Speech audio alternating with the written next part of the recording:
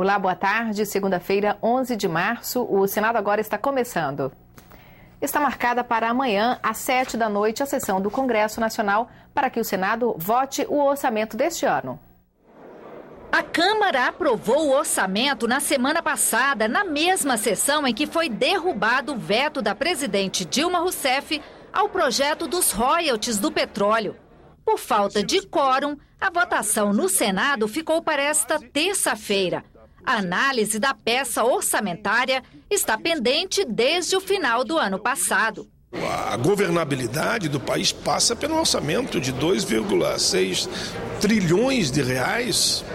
Isso não pode continuar engessado. O líder do governo no Congresso, o senador José Pimentel, diz que a expectativa é de uma votação tranquila. Segundo ele, todos os pontos polêmicos da peça orçamentária já foram discutidos e só precisam ser votados.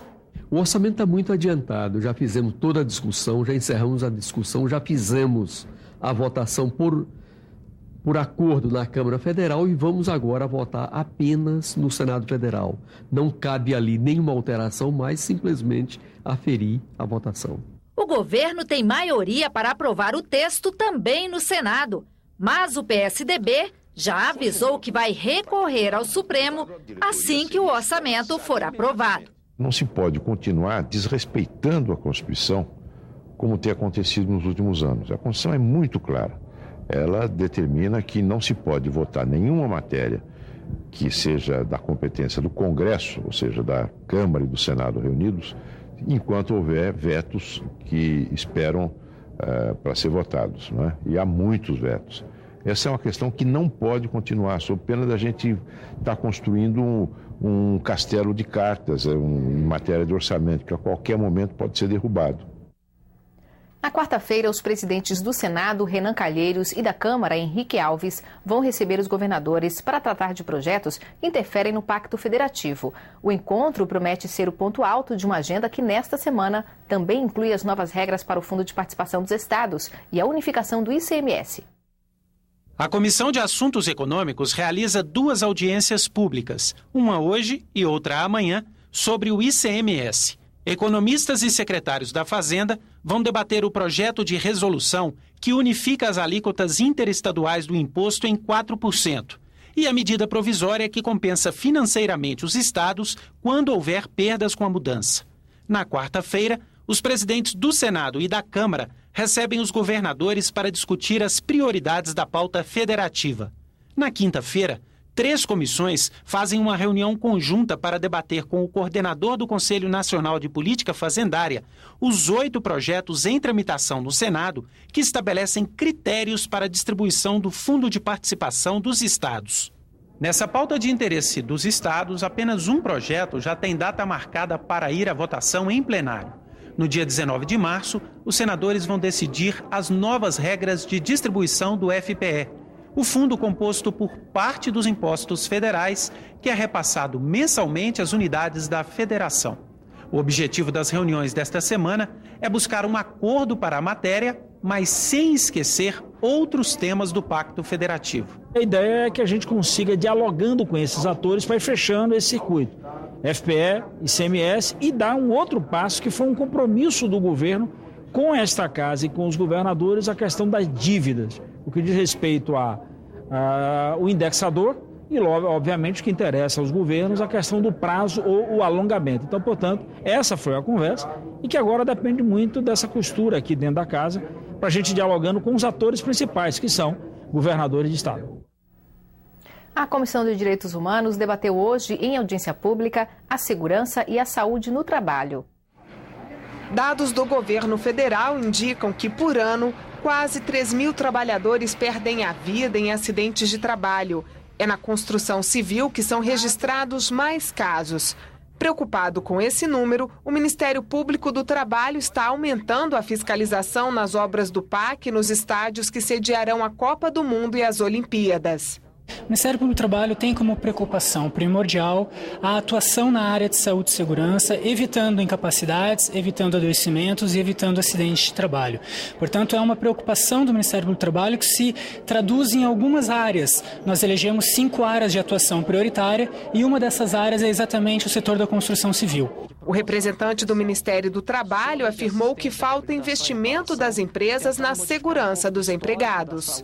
O que tem faltado é conscientização e consciência, porque muitas vezes as pessoas que já estão informadas têm ainda uma resistência que vem de uma cultura arraigada anterior, de que é normal determinados riscos no trabalho, o que hoje é considerado custo para melhorar a segurança e a saúde do trabalhador, na verdade é um investimento, porque a médio e longo prazo é praticamente certo que a empresa vai ter melhores resultados, inclusive do ponto de vista financeiro.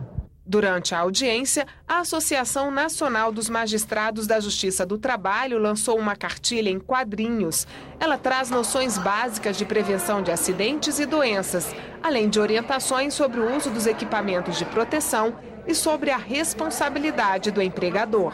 Acreditamos que é nosso papel educar o jovem quando ele ingressa no mercado de trabalho e também informar as empresas para que elas cuidem do ambiente de trabalho. Então, o juiz do trabalho, nós achamos que esse é o nosso papel. A segurança no trabalho, a higiene, a questão da saúde, as doenças no trabalho, tem que ser discutido na sala de aula.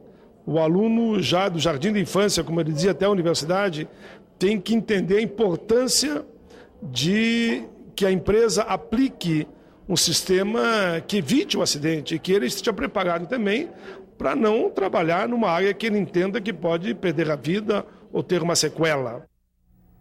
O programa de visitação do Arquivo do Senado recebeu o primeiro grupo de estudantes do ano. São alunos de uma escola de um povoado de remanescente quilombola, localizado a 45 quilômetros de Brasília.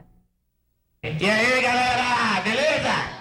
O boneco Baltazar ensina os alunos a importância de arquivar documentos e fotos corretamente.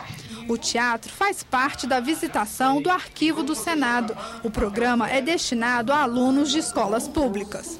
Nós somos uma comunidade remanescente quilombola, onde está incluída essa escola. Ela está inserida dentro dessa comunidade. Mesmo por se tratar de morar em um lugar muito humilde, né, elas veem a grande participação dos seus antepassados na história brasileira.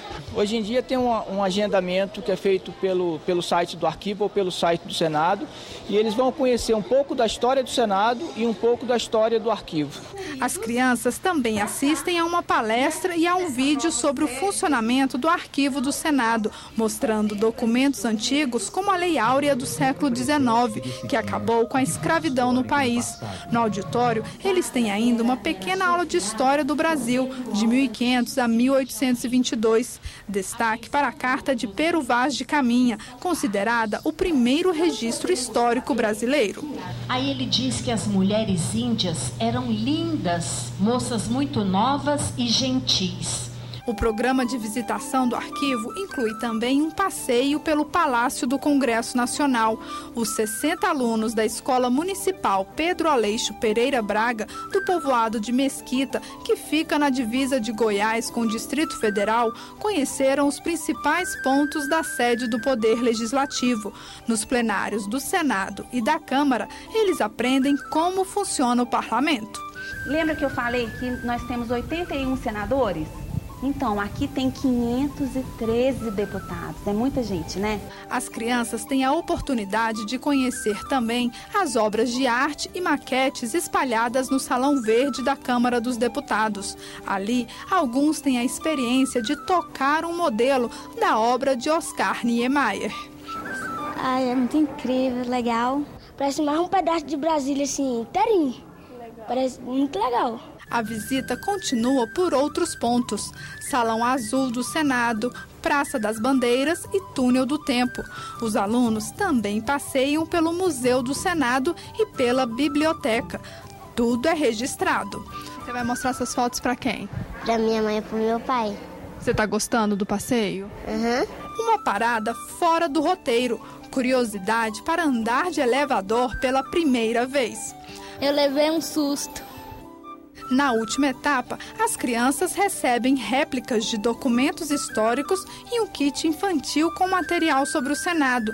Depois de uma tarde inteira de visitação, os alunos mostram que aprenderam, mesmo fora da sala de aula. Foi legal, a gente conhece muitas coisas dos nossos antepassados. É que é importante guardar os documentos, que às vezes a gente precisa, né? Aí não tem os documentos. Muitos não conheciam Brasília, então para eles a melhor coisa é esse passeio, né? Da escola estar proporcionando esses passeios para eles.